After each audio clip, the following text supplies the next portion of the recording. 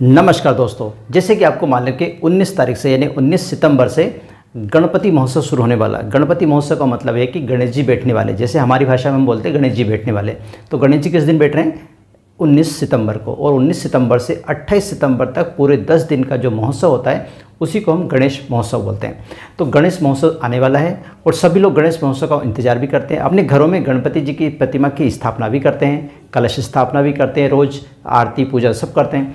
लेकिन क्या आपको पता है कि गणेश जी की जो मूर्ति है उसका स्वरूप किस टाइप का होना चाहिए? कौन से स्वरूप की स्थापना हमें घर में करना चाहिए और कौन से स्वरूप की स्थापना हमें घर में नहीं करना चाहिए? ये बहुत ज़रूरी, क्योंकि होता क्या है कि हम हर साल बाज़ार जाते हैं, गणेश जी की जो मूर्ति हमें अच्छी लगती है, अच्छी मतलब जो दिखने में सुंदर मूर्ति लगती है वो हम लेके आ जाते हैं।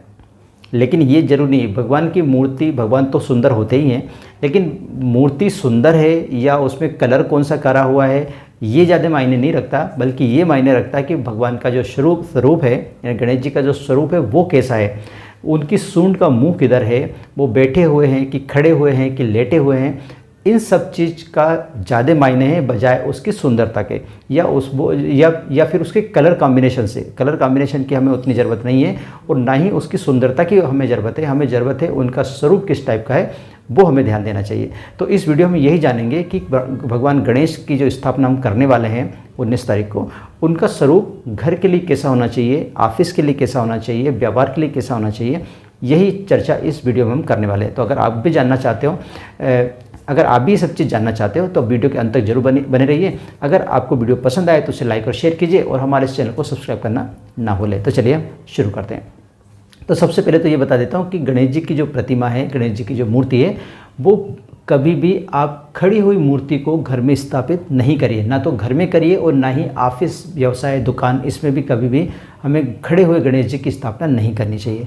उसके पीछे का कारण है कि गणेश जी का जो खड़ा हुआ रूप है वो एक तरह से रौद्र रूप है और उसमें वो किसी न किसी को संहार करने के लिए ही खड़े होते हैं, यानी किसी दुराचारी को या कह सकते हैं किसी राक्षस का वध करने के लिए ही वो खड़े हुए हैं। तो इसका मतलब खड़े होना उनका एक तरह का रौद्र रूप है और रौद्र रूप को हमें घर में स्थापित नहीं करना चाहिए। वैसे भी आपको मालूम है किसी भी देवता का रौद्र रूप हमें घर में स्थापित करना ही नहीं चाहिए।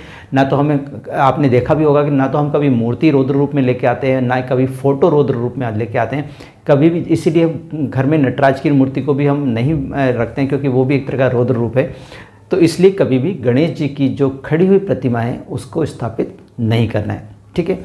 अब हम दो मूर्ति बची, एक तो लेटी हुई और एक बैठी हुई। तो घर में जब भी आप मूर्ति की स्थापित करेंगे तो आप या तो बैठी हुई की करेंगे या फिर लेटी हुई की, दोनों कर सकते हैं। घर में का एक नियम है कि आप दोनों में से कोई सी भी मूर्ति की स्थापित कर सकते हो। आप लेटी हुई भी मूर्ति स्थापित कर सकते हो और बैठी हुई भी मूर्ति स्थापित कर सकते हो, क्योंकि लेटी और बैठी हुई मूर्ति जो है वो सुख और समृद्धि का प्रतीक है, धन लक्ष्मी का प्रतीक है और स्थायी लक्ष्मी का भी प्रतीक है। अगर आप घर में बैठी हुई या लेटी हुई प्रतिमा को स्थापित करते हो तो इससे आपके घर में स्थायी लक्ष्मी का निवास होता है। तो इसलिए ये क्लियर हुआ कि घर में जो आप स्थापित करोगे मूर्ति वो कौन सी होना चाहिए, बैठी हुई होना चाहिए या फिर लेटी हुई होना चाहिए। और अगर ऑफिस में आप स्थापित करना चाहते हो तो ऑफिस में आप हमेशा बैठी हुई मूर्ति जो है वो ही स्थापित करिए, वो ज़्यादा सही रहेगा, ठीक है। ऑफिस में, दुकान में, व्यवसाय में, किसी भी जगह इस प्रकार जहाँ पर आप काम करने जाते हो या काम करते हो, ऐसी जगह पर आपको बैठे हुए गणेश जी की स्वरूप का स्थापित करना है, ठीक है। अब बात कर लेते हैं उनकी सूंड किस साइड होना चाहिए, राइट हैंड में होना चाहिए या लेफ्ट हैंड में होना चाहिए। राइट हैंड में होना चाहिए तो वो कहाँ पे लगाएंगे और लेफ्ट हैंड वाली कहाँ पर लगाएंगे। तो देखिए, अगर आप घर में गणेशपति जी की स्थापना कर रहे हो तो गणेश जी की सूंड का जो मुंह है या सूंड का जो मुड़ा हुआ पार्ट है वो राइट हैंड की तरफ होना चाहिए। राइट हैंड कौन के?